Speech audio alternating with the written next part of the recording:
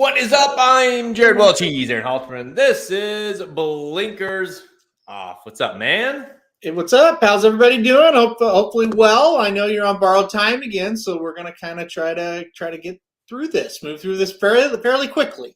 My gremlin is around the house. Just you never know when he's gonna pop in here. So he was in here earlier. I was handicapping, doing some coloring and stuff on the floor, and so we'll see. I'm sure, but now that he hears me talking, he'll come meandering into here, and you'll see this door right over here start to open, and then I said, just don't talk, like try to watch your iPad or whatever while Daddy's doing this. And he's like, oh, if I do, I'll talk like this. All right, got it. So yeah, we'll see. It'll be interesting. Yeah, no, he's usually pretty good though, so it'll be fun. I gotta, you don't really relate to this, but anybody listening, if anybody else relates to this, like, so yesterday, it's amazing from a marketing standpoint. It's amazing. Like, you don't really realize what McDonald's does with their toys and their Happy Meals until you have kids and you realize it's genius, right? Like right now they have Mario, because I don't know if you know this, they're coming out with a Mario movie, Super Mario movie.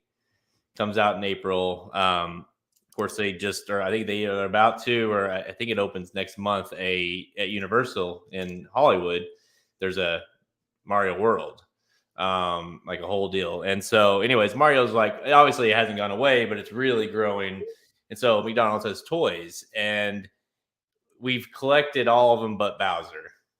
And that's my boy. For whatever reason, I don't remember. Like when we were kids, we didn't like Bowser, but now Bowser's cool. And we traveled far and wide yesterday to find we went to 4 different McDonald's. And I'm like going to the, order, and like I'm not even ordering. I'm like, hey, do you guys have the Bowser toy? And they're like, and these people that work there, they don't give they're like, whatever, like just you ordering or not. And anyways, 4 different McDonald's, none of them had it. We ended up getting the Happy Meal anyways, just to, for our time and effort. But it was a toy that we already had. And it's just like, I was thinking about it last night, and I just thought, we don't ever go to McDonald's until toys started. The boys started getting, we have little Bowser guys, like nice ones that they got for Christmas and stuff, that are good toys, but that doesn't matter. It's the one from McDonald's we have to go find. Well, I mean, yeah, they know what they're doing. They're a big company for a reason. And I remember doing that. I remember trying to get Happy Meal toys. You're right though. Bowser, that's the bad guy. I don't know why I guess because he's cool though. He's like the dinosaur looking guy.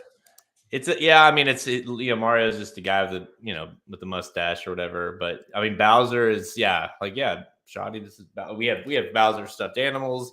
We've got Bowser guys, and they always want to be Bowser. Wreck-It Ralph is a movie we like, and it's like about video games, and it's a cartoon thing, and Bowser's in that, and they freak out every time. It's just weird. Like as a kid, you hated Bowser. We did, and definitely was not a popular. When you thought of Mario, you didn't think you wanted Bowser. So, anyways, and I just say that because it's not just been Mario. That's the latest. I mean, it's been Sonic characters, or there's been other ones. Black Panther, car, whatever it is. Like Cooper's like, can we go to McDonald's? But really, all they want is a toy, which is infuriating in some ways. But they cover up their shitty food with your kids wanting a toy, Bowser, that's cost them 20 cents probably to make. I know. Hey, do you like Bowser? Yeah. We're talking about Bowser. How we was looking for Bowser yesterday, didn't we? What'd you tell me you were going to say to the people at McDonald's if they didn't give it to you? Hit them in the nuts. Hit them in the nuts? That's nice. That's very nice. Yeah. So that's okay. He goes. If they don't have Bowser at this one, I'm going to go inside. I'm going to kick him in the nuts. That's my boy. There you go. Yeah. Good job. All right, buddy. Go That's play. Healthy aggression. Anyway, so what's new with your life? Not much. Trying to get the third here at Gulfstream Park Home. That's what's going on right now for me. 2 for 2 at Gulfstream after hitting the late pick 5 yesterday. So hoping to get the early here. I have not hit an early pick 5 at this meet. So and it's usually the first race that knocks you out every time. It's funny when I have the boys, what we're thinking about is so different. Yeah. You're trying to get the third home. I'm trying to, talk about nuts and Bowser's over here. So, anyways, big weekend. Not a lot of quantity, but there's a solid race at the Lecomte at Fairgrounds. That obviously has a couple big horses in it. One being Instant Coffee, who we haven't seen since winning the Jockey Club. But maybe the first horse in a little bit that has been kind of ranked highly in our top 10 that will be kind of coming back and running here. As the sun is just like crazy on my eyes. It hadn't come out for like 2 days. Listen, this is a weird one because we could have a bunch of donkeys in this race, or we could have a couple that are pretty decent. It's kind of a mixed bag. I'm not really sure what to make of it. I think this race was going to tell us a lot about the fairground circuit going forward. It's like, okay, who's going to ship in here to win those last 2 races? Or, yeah, these horses aren't too bad. Cox has got another one that's not too bad, and maybe the locals are going to win the circuit. So this is a pretty pivotal race on the circuit, in my opinion. And again, I don't know if it's any good or not. I haven't decided. I'm not sure. And we have it's the first 20-point race. Well, I guess it's not first. The Breeders' Cup is, but we're into those 20-point races for the winner, the Lecomte. So out of those 10s into the 20s. So obviously you win this race, and it kind of gets you in basically, especially if you've like a horse like Instant Coffee who's already got points. So yeah, we're kind of at that point. And last weekend we didn't really see a lot of stakes action, but we did see some horses that are interesting. And then of course the Lecomte, it kind of feels like this is I'd say it's like this is the opening of it. Next week we have the Pegasus. We take a break for half a second, and then right after that it's straight into the Derby and nonstop until May, really, because every race thereafter is basically a win and you're in essentially to the Derby. Yeah, absolutely. And the minor awards are just about over. It gets serious. It gets really serious. Next weekend we've got the Pegasus, but we also have the Southwest, and that race is shaping up to be, gosh, I'm almost sitting here going, maybe we should go to the Southwest. I know we're not going to the Pegasus. The Southwest is pretty good this year, at least the prospects of it. So, yeah, I mean, this is kind of when it gets serious. We always kind of used to say that, when Oakland opened up for Martin Luther King weekend, when it used to be that weekend as opening weekend. So I used to say that's when the Derby season really gets started. They used to have the Smarty Jones that weekend, and then the Lecomte, and then it's like, okay, now the real races are really beginning. Dude, I know I feel like it's on, like, you might as well just have a sound clip at this point of this, but my goodness, like, how many horses does Brad Cox have? And it's like not just like horses, but how many, like, I know it's early, but at this juncture, like, semi-legit Derby prospects does he have? And it's February almost. It's insane. I mean, Instant Coffee, obviously, this weekend. He's got, Tab's Conquest, who probably going to run in that allowance race, but still entered into the comp. Then I think he's going to have 3 Jace's Road and Corona Bolt. And then there's another one I can't think of top of my head that's going to run in the Southwest. It's just everywhere you look, Brad Cox has got at least one legit Derby type of prospect in these races. And even if it's not a Derby prep, how about Victory Formation, or how about what was the horse that ran Verifying? It's just everywhere you look, it's like, oh, that's the Brad Cox horse. That's the Brad Cox horse. I mean, it's crazy.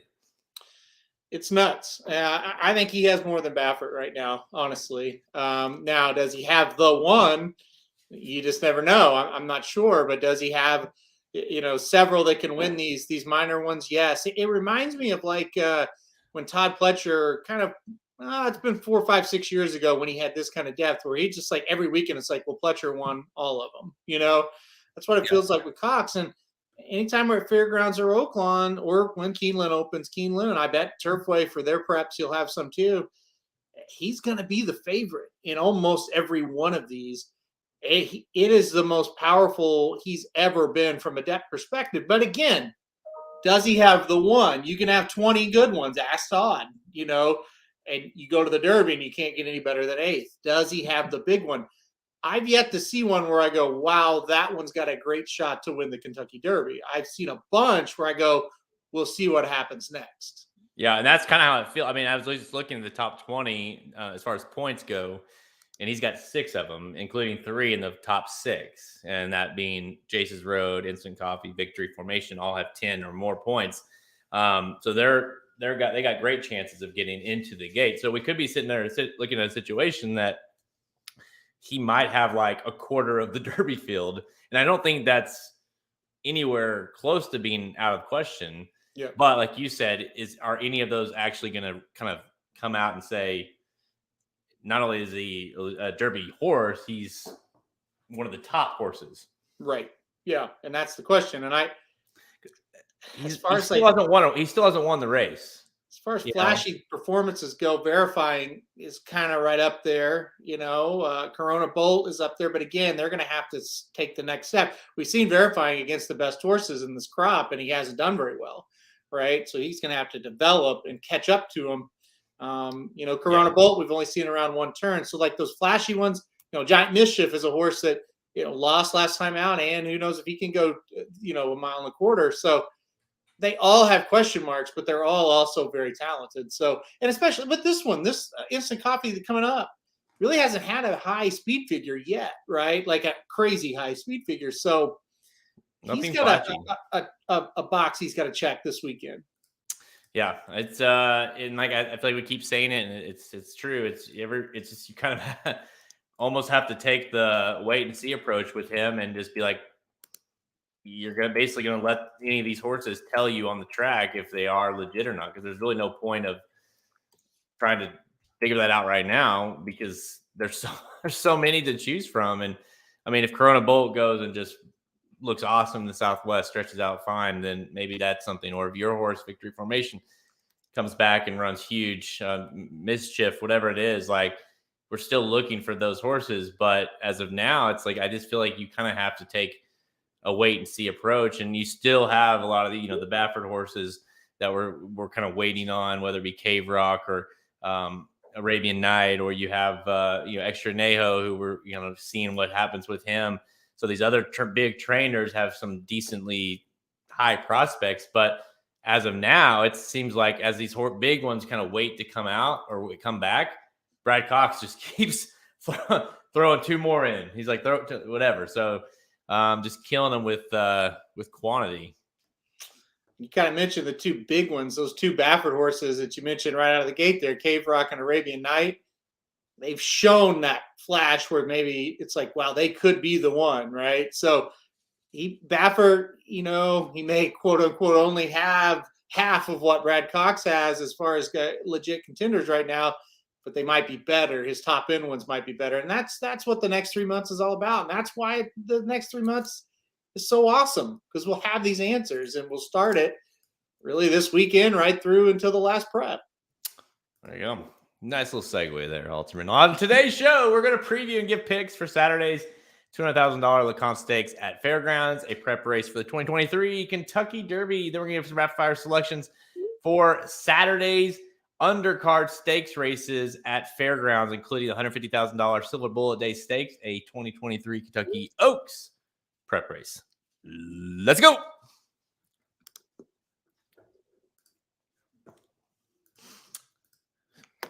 So we're going to cover races, basically the late pick 4, the 11 through 14 is what we're going to do here. Silverbulletday's in there, of course, Lecomte at the end. And then there's a few other Louisiana, which, I mean, these races are not, I don't know, it's either going to be a Brad Cox day or the others, the alls. Because if you don't go there, it's like, where are you going? I've got a couple.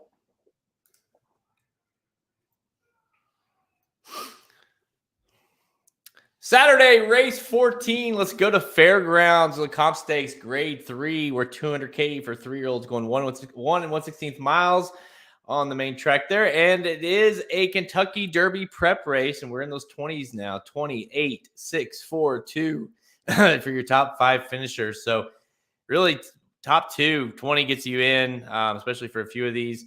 And then, of course, 8 points is good even to get second here. So 28, 6, 4, 2 for your top 5 finishers. Right now, a field of 8 is lined up in this Lecomte this year, which some of these horses might be scratching out. But we'll start it off with number 7, Instant Coffee, your 5-2 morning line favorite for who else? Brad Cox. Hadn't seen this horse since winning the Jockey Club back in November, but, did it well, and it was a decent field there. And a horse that's 2 for 3. His only loss was in the Futurity. Of course, a horse named Forte, who went on to win the Breeders' Cup, won that race. Loggins was in there as well. Red Route 1. Those are the 3 horses that beat him that day. So definitely good company when he did get beat. But like you kind of mentioned earlier, his numbers haven't been super impressive yet. If he's winning, but his numbers show that he might be vulnerable here. So what do you think of him in this race? Yeah, I think that's the key right there. And what you said is true. His numbers aren't like over the moon crazy good, but I'll give him a big pass last time out. He was really wide the whole race last time out. I mean, extremely wide. And he closed into a pretty slow pace. Now, he did get some luck because some of the other horses on that inside, wow, they got bogged down and stopped and had to stop and start 2 or 3 times. Or being widest of all, obviously, Instant Coffee kind of was away from all of the scrum on the inside, so that was the good part. But end of the day, I'm more interested in what he did 2 races back. I think running with that Forte and Loggins group, and yeah, he wasn't close, but he had a horrific trip in that race. He came running late. He got, the Forte and Loggins much, much better than the rest of this crop, as we saw the next time they ran. Well, at least Forte. Loggins, who knows when we'll see him again. But, I just think this horse has faced that kind of competition and ran so well and then backed it up with a win. Sure, that speed figure wasn't great. We also ran a lot further than everybody else. I got to go right back to Instant Coffee here. I think he's pretty good. I expect him to run a better race speed figure-wise than he has so far. I think he's progressing pretty well coming into this race. Yeah, I mean, I try not to get too much into the numbers here because it's just like visually, I thought his wins were very impressive. And I thought that, Jockey Club, I thought he looked really good. And of course, this is now a 3-year-old who's had a couple of months to progress even more.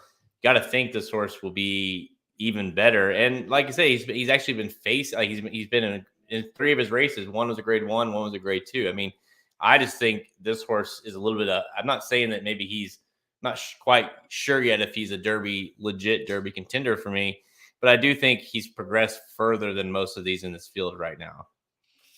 And that's where you're at with it, right? And the other part of this is, if you're going to go pivot to other horses now, who's really in this field? Like, the next best horse might be his stablemate, the number 5 Tappett's Conquest.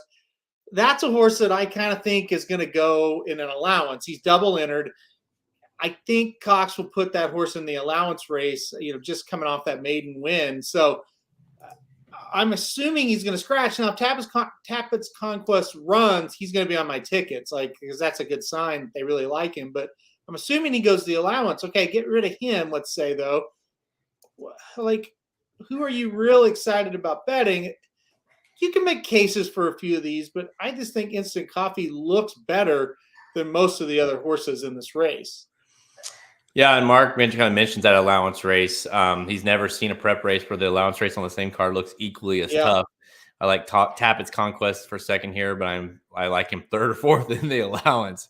So, the allowance we're kind of talking about is race 9 on the undercard here, which is an allowance race of 6 horses. And you've got Silver Heist, Banishing, Tappett's Conquest, Tappett's Shoes, both Brad Cox there, Determinately, and Invulnerable are the 6 there. And yeah, I mean, you would think with now, if he decides to run, in my opinion, if he does enter Tappett's Conquest in this race, meaning in the Lecomte, I like him a lot here, and I might actually pick him to win because that tells me that Brad's saying, he thinks he can win here, especially with a horse like Instant Coffee in the race.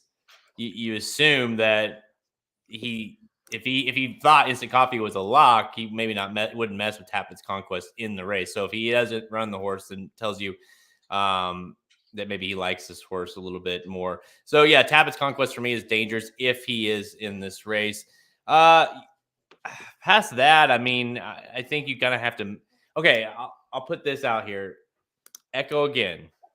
Here's a horse that was the most interesting horse in the race, I thought, just from a numbers standpoint. Throw out the Iroquois, he was awful that day, but in his maiden special weight and in the Springboard Mile, even though he finished third, beating 4.5, both races got great numbers, got really high speed figures, and whatever you look at, and he has the high speed figure for anyone in the race. Plus, he kind of looks like he might be that lone speed, draws the rail. So there's a lot to like there. It's like I'm torn numbers wise and kind of the pace advantage. He looks like a dangerous play, especially at 6-1. But visually, when I've seen him run, I can't pick him. So where are you at on that fence?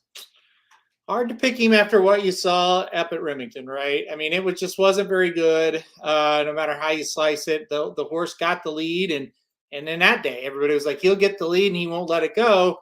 Well, he let it go, and he did it with very little resistance whatsoever. If you watch that race, you go, well, he got beat a length and he battled, and it's like, yeah, he made a race of it, but he just kind of gave it up. And the only thing is, you've got Steve Asmussen, and he keeps trying to run him in these 2-turn races. You just got to feel like he's smart. He's not just doing this to waste his time. I feel like Asmussen still believes in this horse. And again, it's the same kind of setup. Is there a lot of speed in this race? Nope. Can he get the lead from the rail and take him gate to wire? Yeah, I mean, he's going to have every opportunity. I couldn't put him on top. I may put him on a pick 4 ticket. I just feel like, Asmussen would not keep trying this unless he saw something in this horse and he thinks that he can do it. Yeah, I mean, that's kind of where I'm at with Mark. Like, how can you pick like stalk and fade or easy lead and fade? It just feels like when the real running gets going, this horse just has one direction and it's backwards. Yep. I like the horse and I want to like the horse, and I know you do too. Like, it just feels like this is a horse that, especially after that main special weight at Saratoga, you're like, this is going to be a good horse. Gun Runner, Winchell, Asmussen, of course. But those last two just left a whole lot to be desired. In the Springboard, he had everything his way. I mean, that it is like, I guess Giant Mischief. If he beats you, that's fine. But he got third. He held on for third. I just did not think that was a great effort, even though that number came back. Like that's where I'm torn. It's like visually, I just did not like the effort. Yeah, I think you and I both have watched that race, and we kind of like he's done. Like, but then here he keeps showing up in these, and mind you, going longer now, than that day, that the mile race and Springboard Mile. So yeah, the only time this horse was ran a mile 16th, he finished 7th, beating 14 lengths. Of course, that was the Iroquois. He went off with a heavy favorite that day. He was really bad. I don't know. To me, this is a huge race for him because he's got to show that he can hold on and run this long. Yeah, exactly. And yeah, you look at it, the speed figures, right, for that last race, and it was a very fast race there at Remington that night. Wild Atlantic Storm ran fantastic. Giant Mischief missed the break completely and almost still won. He ran fantastic, but they ran fast. But look, okay, Echo again gets this high number for finishing third, beating 4.5, but you watch him. Would he have held off anybody really that's any good that night? I mean, he was stumbling that last, 16th, something terrible. And so, again, it's more for me of a respect of Steve Asmussen. This guy's not dumb. He's not just throwing a horse in there for the hell of it. It kind of just gives me pause. It's like maybe there's a little something that's bothering the horse, a little something wrong with him, and we're trying to get it corrected. And when we do, he's not going to stop. But yeah, you said it. He has hit the brakes both times going a mile or 2 turns, I should say. Both times going 2 turns. Yeah, I mean, if it's one thing, if you feel like the horse is kind of giving you some guts, but just maybe isn't quite getting the job done, or is battled, but just ultimately, getting past late. That's what to me, that's one thing, and maybe you can make a case for the lone speed type of situation. But when this horse just seems like he really, like I said, when the real running begins, he just is like, no, we're not doing this today. It just seems I'm not kind of on the wait and see. To be honest, I'm not waiting or thinking I'm going to see much. Yeah. So Echo again. So all right, so you and I are both on instant coffee, and I think you can probably say, like, if he wins, when we've seen this before with Brad Cox horses, if he wins in this race and does it somewhat impressively, like, he secures his spot as a somewhat legit Derby contender, at least as we stand here today. Who's another horse? Let's say Tapas Conquest is out. Who's another horse that you would be interested in using? This is a pick 4, the late pick 4 here. We're not going to give our exact tickets, but we will kind of go through a few of these horses, or some of the horses that we like, that's not named Instant Coffee, that you might be interested in using in case Instant Coffee can't get the job done. Yeah, and again, and you said it, and I'll just reiterate, at Tappett's Conquest, we're just assuming not going to be in this race, but if he is, he's going to be on tickets. I just want to make that clear one more time. I'm interested in the number 4 Confidence Game. I think this is an interesting runner. We've seen DeSormo come down here and win races in the past on this circuit, and on, trying to get to the Kentucky Derby through this path. Nice allowance win last time out at Churchill Downs at 11-1. Kind of was up there, set that pace, and was able to get it home, and is going to kind of keep Echo again company here, might stalk and pounce. So I think Confidence Game makes a ton of sense at 8-1. And I think the 8-2 Phils, that's a horse I'm looking at as well. Another Churchill Downs runner last time out, won the Grade 3 Street Sense Stakes, did it very easily. That was over the slop. Some of his other fast track races, well, he's won a couple. They haven't been quite as fast. So that's my worry there. But he definitely kind of opened some eyes with that last race. Okay, you said Confidence Game, so that's definitely one that I'm interested in using. I think just for some reason, I guess just from history, like when you see Keith DeSormo have a horse in this kind of circuit, this early in the game, it kind of feels like you're waiting for one of these to pop. I thought that last race was pretty impressive. Went to the lead that time versus kind of hanging back, and it seems to be a little bit of a versatile type of horse. So the distance, I don't think, obviously being a Candy Red, don't think he's gonna have any issues. Dennington for me, I'll throw that horse in 8-1, kind of in the McPeak range of being playable. If this horse is at 8-1 or higher, which I imagine he will be, I think the long stretch will help Dennington, a horse that's a gun runner that will, it seems like his, belatedly you see, or coming up late, or just kind of making his run late. The last couple has been running in the Jockey Club, then ran the Smarty Jones. Last time out, got beat by Victory Formation, but maybe it was one of his better efforts. So I think this horse stretches back out to mile 16th, gets the distance, adds blinkers as well. So there's enough of the green lights, so to speak, with as far as it goes for where I look at McPeak horses, that I would have some interest in Dennington, especially underneath. I think Dennington underneath would make a whole lot of sense as well. So that's the other horse for me, if I'm not talking Instant Coffee. Yeah, Dennington, he's a horse I liked a little bit last time out at Oakland Park in the Smarty Jones just 3 weeks ago. And, he didn't really threaten Victory Formation, but he did come on running late and got a little bit piece of it. He ran decent again in the Kentucky Jockey Club. I think for Dennington, he's going to root for the 1 and the 4 to hook up, because then the pace will really speed up, and then maybe Dennington can come up and get a piece of it, like you said. And yeah, Shoddy mentioned it. Bromley was one that I definitely want to have my eyes on just to see, because this is a horse that hasn't lost yet. 2 for 2, a $450,000 Son of Mastery. out of a Malibu Moon mare. Now, this horse debuted at 6.5 furlongs at Churchill, won easily, then went to Turfway on synthetics. And of course, won easily again, now stretching out. The big purchase price, the breeding, I think this is a horse that I'm definitely taking the wait and see. But the numbers have been solid enough. The horse has looked impressive enough to where if he were to stretch out, he will be dangerous if he could stretch out. I can't back him. If you want to take a shot with him, go for it. I think he's going to be bet down a little bit as well. I'm not sitting here and say I'd be shocked if he won. He will beat me if he wins, though, is what I'm saying. Yeah, I would need every bit of that 5-1. And I don't know if you'll get it based off of those last 2 races. But yeah. All right. Again, Halter and I both are on number 7, Instant Coffee for Brad Cox. You'll hear Brad Cox's name. Take a drink every time you're drinking right now. I don't know how early it is where you're listening, but if you're drinking, take a drink every time we say Brad Cox, and you may not hear the end of it because we're gonna hear it again a few times. We're on Instant Coffee for Brad Cox. Tappett's Conquest, also trained by Brad Cox. There you go.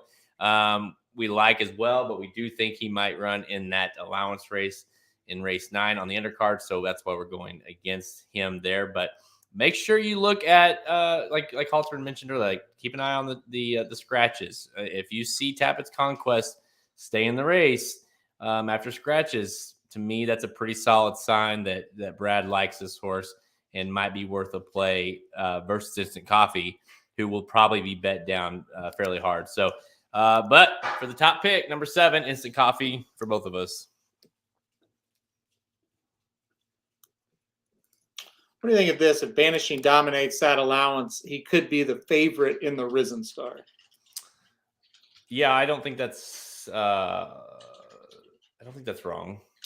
I would agree. I don't know if he's going to dominate it or not, but I agree with the thought. He has a lot of steam. I mean, a lot right now. Yeah, that's the allowance race there on screen, and Banishing is a horse that. Where are your pants at? Why? Okay, well, just a sec. Yeah, we're almost done. Debut didn't run great, but then came back and ran awesome. Ran a 90 buyer, stretching out at Fairgrounds, of course. So yeah, I think if Banishing, and there's a lot, the Walsh and Godolphin. We've seen this kind of song and dance before. Sometimes when they have a good one, they tend to be pretty dangerous. So yeah, if this horse goes and rolls again, shows up in the Risen Star, it's going to be, especially if you don't see like an ultra impressive effort by whoever. But isn't Victory Formation going to go to the Risen Star? Could go Risen Star, could go Rebel. Not sure.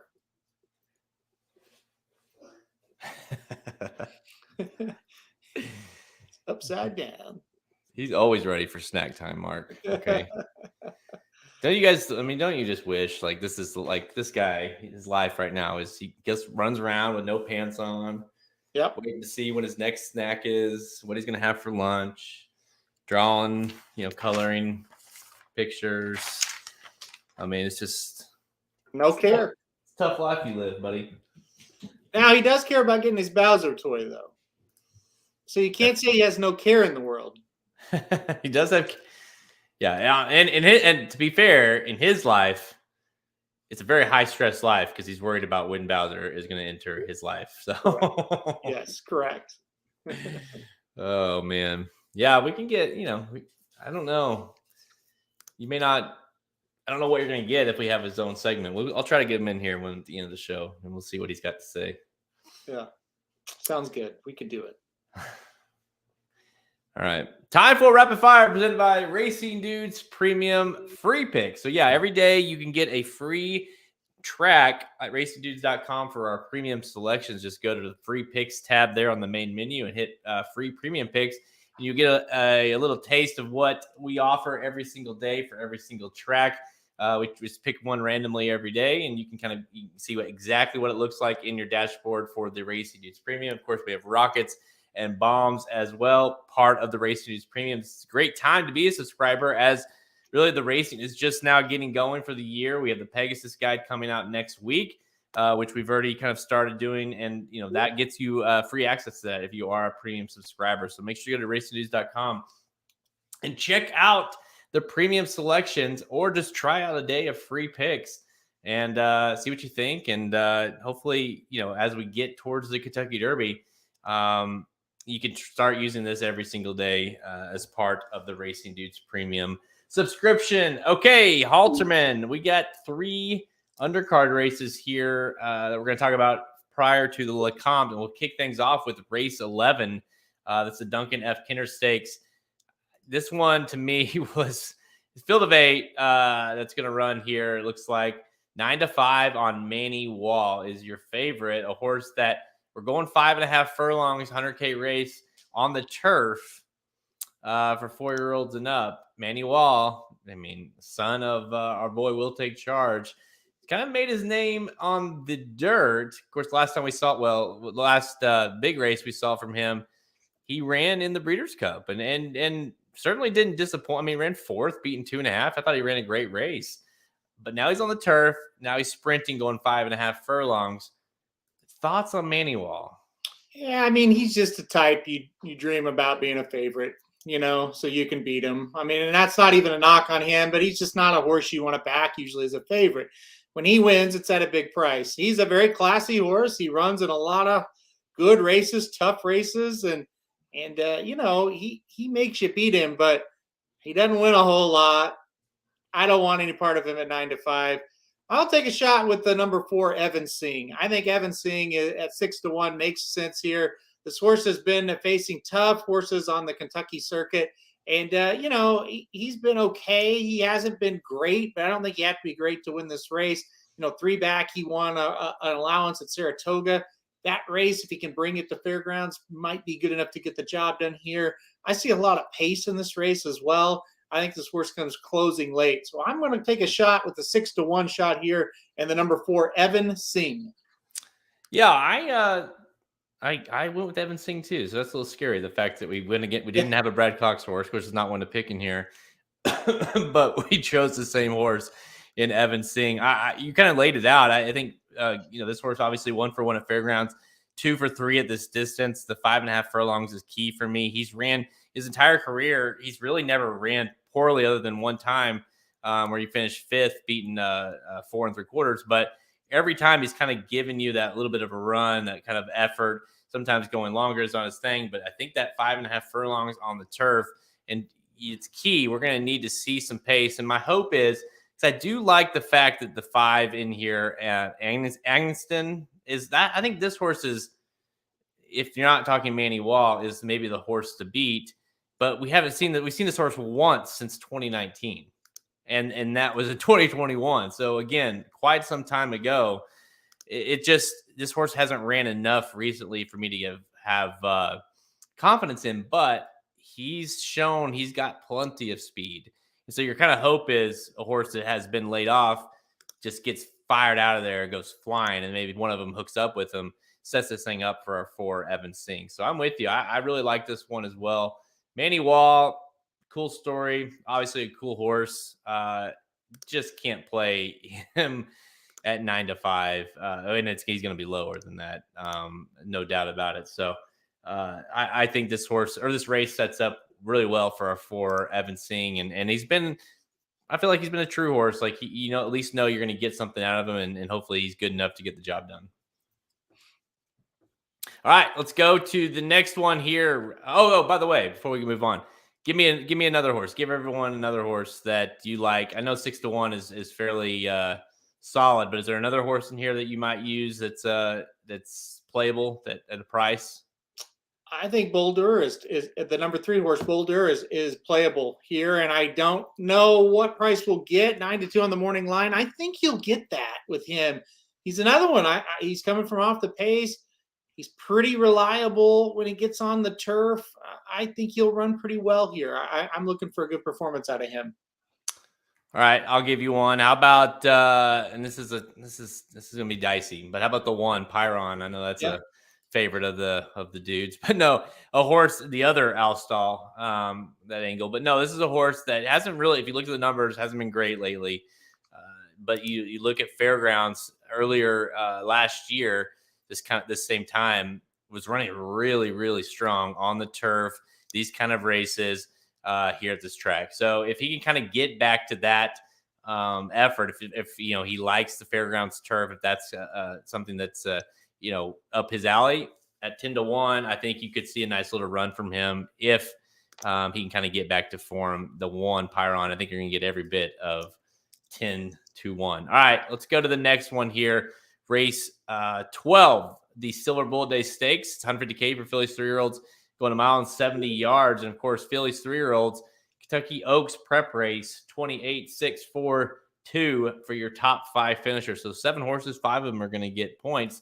And listen, a horse that I think you picked too. I know I did in the Breeders' Cup. Chop Chop, Brad Cox, the 8-5 favorite. Hadn't seen since that terrible performance at said Breeders' Cup.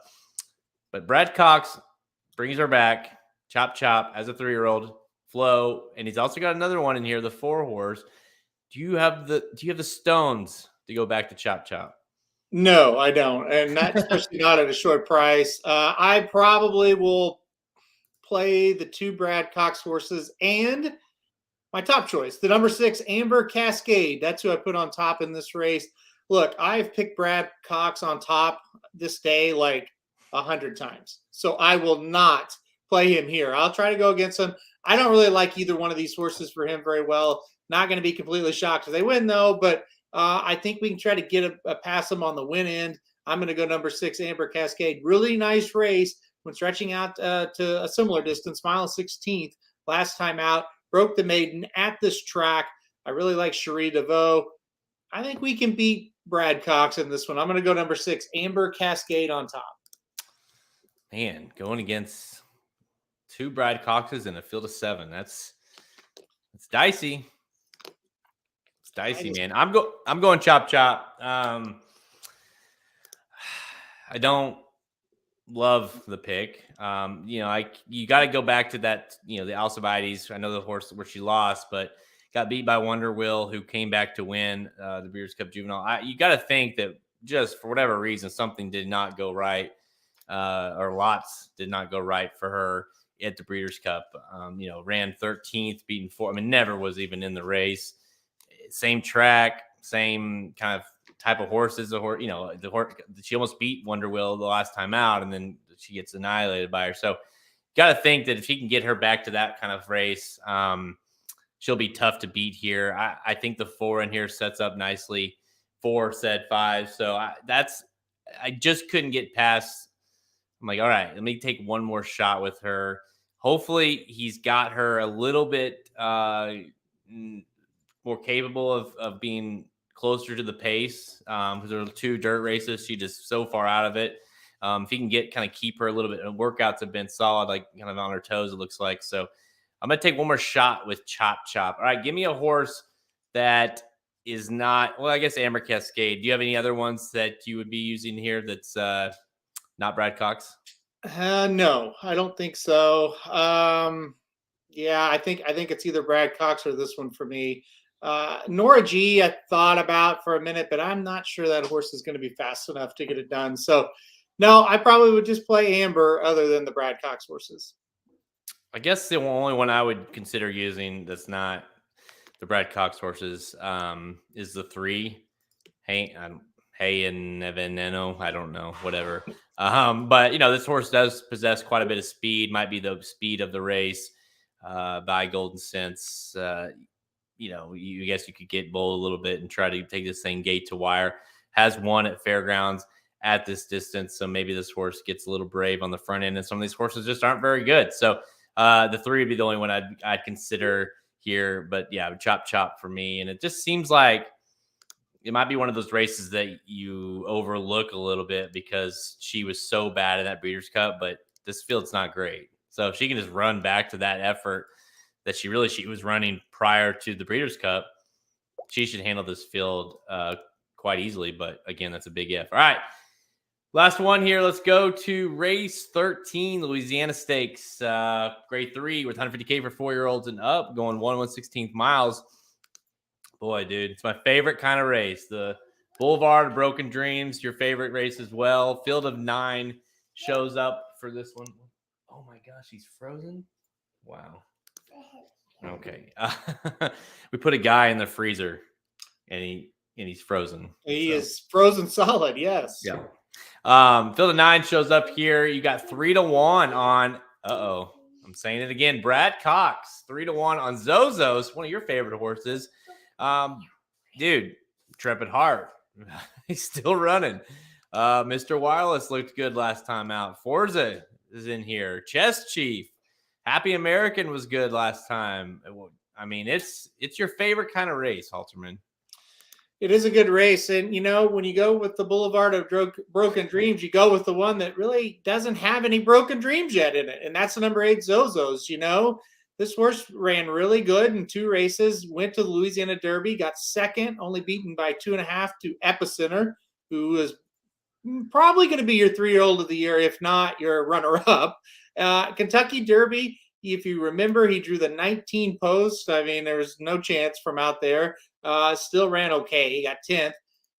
Long time off. Didn't see him for a while. Came back December 17th. Won an allowance race over this track at this distance with ease. Logic tells you he's going to improve second out off of that layoff. Zozos for me. Give me him all day in this one. It kind of feels that way, right? I don't know. Like, other than the Kentucky Derby, which, let's be honest, like there's a lot of horses that are in that Derby that ran worse than he did, that were good horses. He's been awesome. And I think the fact that he took that long time off, came back like in December and ran really well again at Fairgrounds was a huge sign to say this horse is still strong, still very good. Prior to that, I know he lost like you said, the Louisiana Derby, but he ran a nice race that day. And I think yourself included showed that like kind of gave you like this horse might be kind of legit. Yep. For the Derby. So yeah, I think Zozos here is just super dangerous. I'm not going to get cute and try to beat him here. I'm with you. I thought that last race, it's like every race he's ran is strong enough to win and be competitive here. So, not going to get cute here. I think he is the horse to beat Zozos. And, I don't know, like, do you think, like, is it crazy to think, could he be in the running as this is way too bold, but like, could he be a horse of the year type candidate? And I always say that, but not saying like maybe he's not good enough to be horse of the year, but he's going to be running a lot of the older stakes races. Obviously, Brad Cox, this is a horse that had a lot of hype last year. Could he, if he is what what we thought maybe he was last year, do you think he could, make a case for winning some of these big grade ones, maybe say at Saratoga over the summer? I think this is the first step towards it, and I think he can be. If you remember, I was very high on him after the Louisiana Derby. I do. And he ran the Kentucky Derby, like I said, just draw a line through it. Just that you're not going to win, just a 4th race, and it's that kind of post, that kind of trip. But then we never saw him again. I thought this would be a candidate to do, something similar to what Cyberknife did, where went up and won the Haskell and was competitive in other races and big spots. And I thought Zozos would be that kind of horse as well. Well, obviously injuries kind of hurt this horse and knocked him off the trail of doing stuff like that. But yeah, hopefully he stays healthy because I do think he's really good. I do think he has a high ceiling. The first start, though, to that is you gotta go beat horses like this, right? Like this is kind of your B to C type of class. So you got to beat these horses, and then you go up to your A's. All right, give me a horse who's not named Zozos that you're going to be using here, or you're interested in using that's could open this thing up if he doesn't win. Well, I mean, this one's fairly obvious. As far as to me, I don't think you're going to have a huge upset. I like the number 2 Run Classic now that we're back cutting back to 1.16 miles. I'd even like to see him go shorter in a 1-turn race, but 1.16 miles for Run Classic will be better than that 1.125 race last time out at Oaklawn, where we kind of knew he was going to fade in that situation. So I'll use him. I'll use the other Brad Cox horse too, Forza Dioro. You know, Brad Cox got his hands on him last time out. He didn't run very well, but I'm thinking second out for Cox, this horse might improve. So those are kind of the two I'm looking at after the number 8 Zozos. Yeah, to me, the other horse I was really interested in was Run Classic as well. I thought this horse showed quite a bit there in a couple of those last 4 races that this horse has got the ability to be good, at least in these kind of races. Yeah, I agree. Maybe cutting back is going to help. Even like you said, even shorter. His best race was a 7 furlong race. So the 2 for me, Run Classic is nice. And I don't know. I'm not totally against his stablemate number 9, Mr. Wireless. That horse is going to be a much better price than Run Classic, I would think. I think that 5-1 is going to float up. Ran well last time out at Fairgrounds. Got beat by Happy American. But prior to that, won a Churchill Downs, and then for a horse, Mr. Wireless, like he's solid for what he is. You kind of thought he would fade away long ago, and he kind of keeps sticking around for Calhoun. So Mr. Wireless would be the other one, but I definitely like his stablemate a little bit more. Number 2, Run Classic. But yeah, you and I both on number 8, Zozos here. Gino wants to know if that's a Montreal Expos shirt. It is. Yes, it is. Our good buddy Sylvain sent this to us. So yeah, Montreal Expos. That's right. Hey, come here, Coop. Come here. I'm probably one of 2 people maybe in Missouri that have one. Yep. I should have had mine on. Should have. I wear it often. It's a comfortable sweatshirt. Yeah, it's like a really thick sweatshirt. Yep. He also sent Heather. Heather has one as well. So there's 3 people, I guess, now that have them. Well, and he sent Papa Dude one, so there's 4. Oh, yeah. All right. That's all the time we have. Check us out at racingdudes.com for our free picks and, of course, our premium selections on our products page. Click the Get Racing Dudes premium button at the menu at racingdudes.com to learn more. We're on Twitter at racing_dudes, Instagram and Facebook. You can find all episodes of Blinkers Off by visiting our podcast page, Apple Podcast. Thanks for the spit on the mic there. Spotify, all the places you listen to podcasts, we are there. Make sure you check out the Magic Mike. Hey, the Magic Mike Show, which they're slackers, and I don't even know what they're doing because he never posted it until like last second. So I don't know what they're covering, but maybe the Fairgrounds, like late pick 4 or late pick 5, would be a good guess. And make sure you go to our YouTube page and like our YouTube. Hey. Just a sec. People want to hear from you. Okay, you got to go to Racing Dudes on YouTube, search for that, and hit subscribe so you can get all access to all our videos, and you can get it. You can watch us live on these podcasts and tune in and ask questions and whatnot. So, all right, the people want to hear from you, Cooper. That's right. What's on your mind today? What do you have to say to the people? Let's put the mic a little bit lower for you. What you got? Top. What's your dad bill? Huh? Where's your dad bill? Okay. What did he say? I really don't know, to be honest with you. What have you been doing today?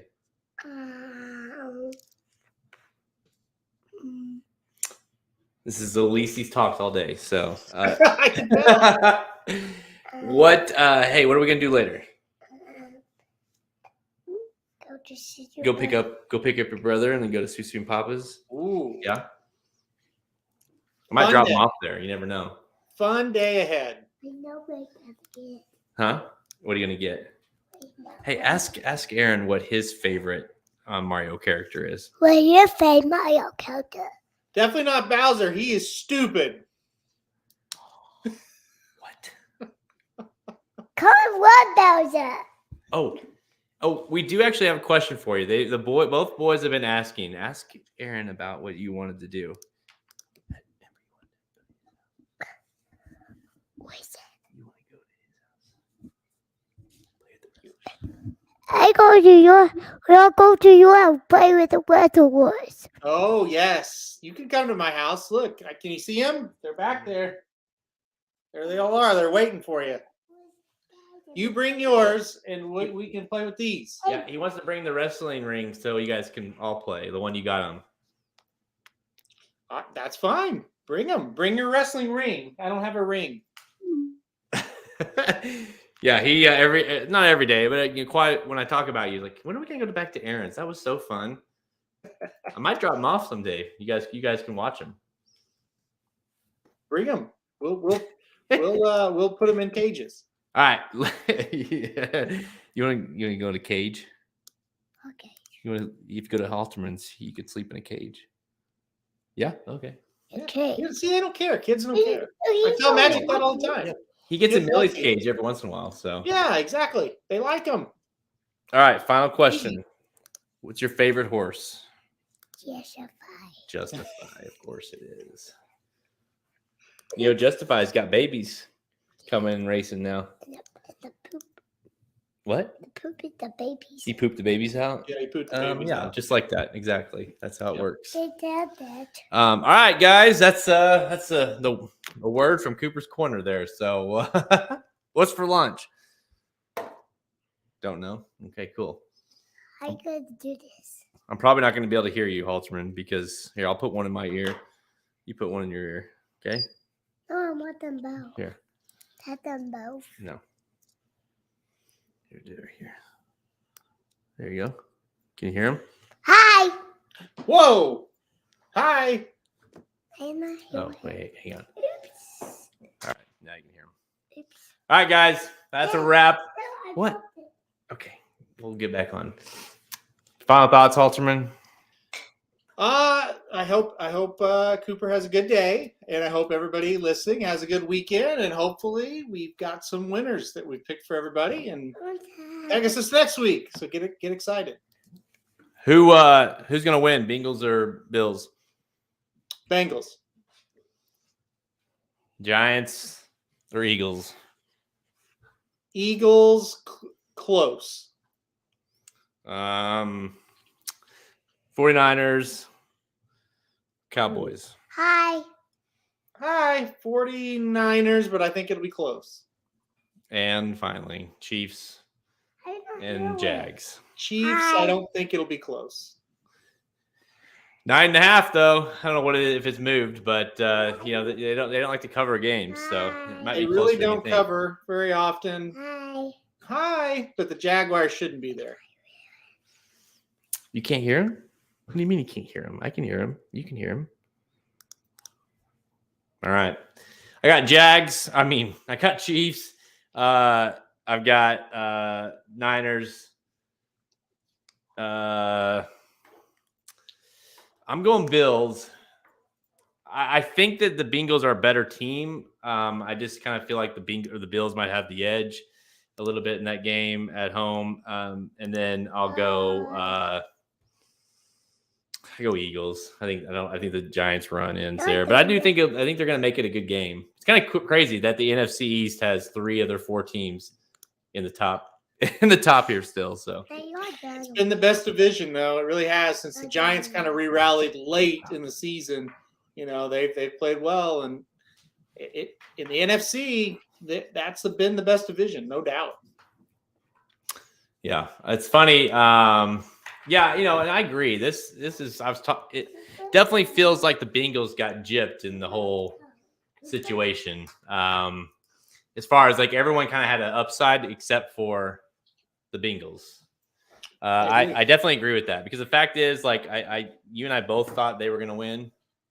I think that night, and would have changed the outcome as far as the 2 seed. And so it's unfortunate, because now it's like it all kind of worked for the Bills and the Chiefs. So The Bengals got screwed, no doubt. But they can go win that game. I think they're better than the Bills, honest to God. I really do. And I think they should go beat them. again, I think they are better, and I think they're playing better more than anything. I have a fear that, I don't know, I've had it in my head all along. I think that it's like the NFL wants the Bills versus Chiefs to happen just in the neutral site. It's like the pre-Super Bowl game, basically, mini Super Bowl game. Yep. So I feel like I don't know if I necessarily believe in fixed games, but I think they're going to everything. I have a feeling that's what we're going to see. But either way, I agree. There's no way the Chiefs should lose, although I have zero expectations with how they play, it seems like. But no matter what, you're either going to see a rematch of the game of the century of the Bills Chiefs in the AFC Championship, or you're going to see a rematch of last year's AFC Championship, which also was very close. And so I think you should see a great game. And I mean, I don't know. That was an amazing comeback, but we handled them already once this year. I think it's going to be. I think we're going to beat the hell out of them, honestly. Well, but the only reason I would say you're not is because you never do, but you should. Yep, that makes sense. Like every week, the last 6 weeks, like they're going to beat the hell out of them, and they never do. But the Jaguars probably shouldn't have been in the playoffs. I mean, it took a miracle for them to even get there, as they were blowing a home field game against the Titans without a quarterback. No way they should have won again, as they had to rely on the Chargers to blow a 27-point lead at Jacksonville's home field to get to this round. I have no idea why or how Jacksonville should cover this, other than the Chiefs just don't cover big spreads. Well, if you remember the first game the earlier the season they played, the Chiefs went up 20. I think it was like 21-0. Maybe it was like 20-0 because I believe Butker missed a kick. And then next thing you know, it's like they go and score before the half, and then they score after the half. And so now it's 20-14, and it seems close. But it was one of those games that never was close, because then the Chiefs basically do what they do, where we need to go score again, and then they go down and score, and it's like, so they kind of they let them hang around. I think difference is, whereas in most of these teams we've been seeing the Jags go down big in these games and they make these comebacks, the Chiefs, they're the kings of comebacks. No matter what, they come back. And so I just feel like they're not going to be one of those teams that's going to, even if they do let them get close, somewhat close, they'll just pull back away again. So I see like it being like a 38-24 game or something like that, somewhere in that ballpark. To me, you lose this one, it's one of the more disappointing losses you've had. And then your next two games, if you get two games, are going to be tough. Whoever you play, Bengals, Bills, that's going to be tough. And then Eagles, 49ers, going to be tough again. Yeah, it's you look at the Bengals, you basically have to win 3 straight. If you're the Bills or Bengals, frankly, their route is tough. They basically have to win 3 Super Bowls to get to win a Super Bowl. Because Bengals, Bills, whoever team you are, that's Super Bowl team. Chiefs are obviously a Super Bowl team, and then obviously in the Super Bowl, whether it be whoever it is, Super Bowl team, right? And so you've got to if someone out of that side wins this thing, that's a hell of a run. So yep, for sure. All right, guys, it's been real. Good luck, everybody, this weekend with if you're betting on football. And of course, I'm Jared Welch. He's Aaron Alterman. He's Cooper, and I'm gonna go wrangle him up. Say bye. He says bye. Good luck this weekend, guys.